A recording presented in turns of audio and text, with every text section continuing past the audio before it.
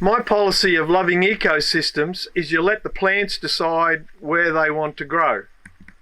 And the way you do that is you plant them, and then they decide for themselves by living and dying and how they grow on telling you where they want to grow. So this is a good example. I've planted 5 trees here. That one, this one, this one, that one, and that one. They're golden grevillea. They were all planted the same size at the same time. So you'll see there's enormous difference between this one and say that one. And yet they're only about 6 meters apart. 6 meters apart, one's going great guns and the other one's sort of struggling, you know? So the question is, why is that one growing so well and that one's not? You can go up there and you can have a look at the soil and you can't see any difference, you know? But clearly that one's decided it likes it there. This one's decided it's not so keen there.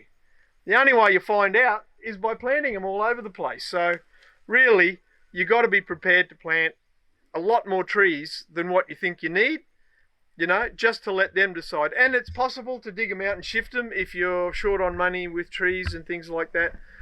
I don't do it personally because sometimes you can get surprised.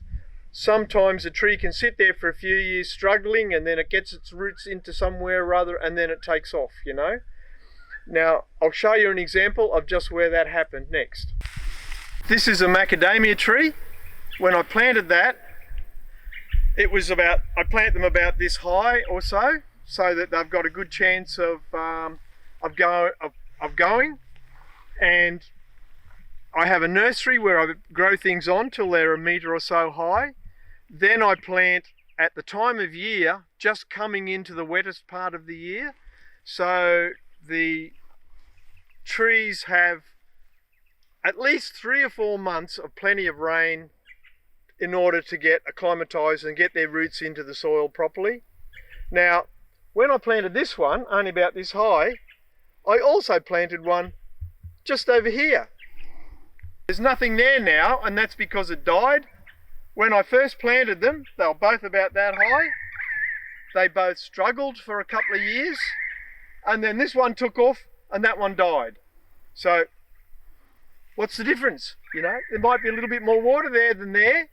You know, I could have got in and I could have added fertilizer and I could have added more mulch and I could have been watering it and all that sort of thing. But that goes against the whole ecosystem concept where things take care of themselves. So that one was just allowed to die. This one's doing okay. So it's told me where it wants to live. They want to live in this sort of area. And I've learned from that. So I learned that the macadamias like to be a bit further down. So from that, I learned where to plant macadamias in the future, more in similar situations to that. Now I'll show you another one where I got a bit of a feel for just why one grew and one didn't. These 2 bunya pines, they produce the beautiful bunya nuts that produce a cone about this big that is a bit like, can produce up to 100 nuts in it the size of a chestnut. They're an Australian native food. I planted both of these at the same time, the same size, and this one grew a lot better than that one. And I came out here one day when it was pouring down raining, and I was just watching the water flowing on the road out here, because roads can be great collectors of water. You can choose where to channel that water into.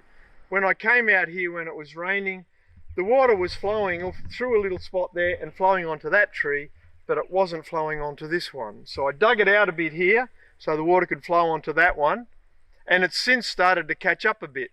I'll have to dig it out again now because they've graded this road and closed up that spot there. But that shows you how sometimes you can figure out why one's growing and why one's not, and sometimes you can't. Sometimes you just have to put them in and see what happens and let them decide whether they want to live there or not. And you need to just be prepared to plant more than what you're going to finish up with. These days, when I first started planting, I was doing everything wrong. I lost about 90% of everything I planted. But now I've settled back to about losing 50% of what I plant. And that's because of, firstly, I've learnt which things like to grow where. And I'm still learning in that respect. And sometimes you can't tell. So 50% of them die, and I just expect that 50% of them to die. And hey, that's what happens in nature.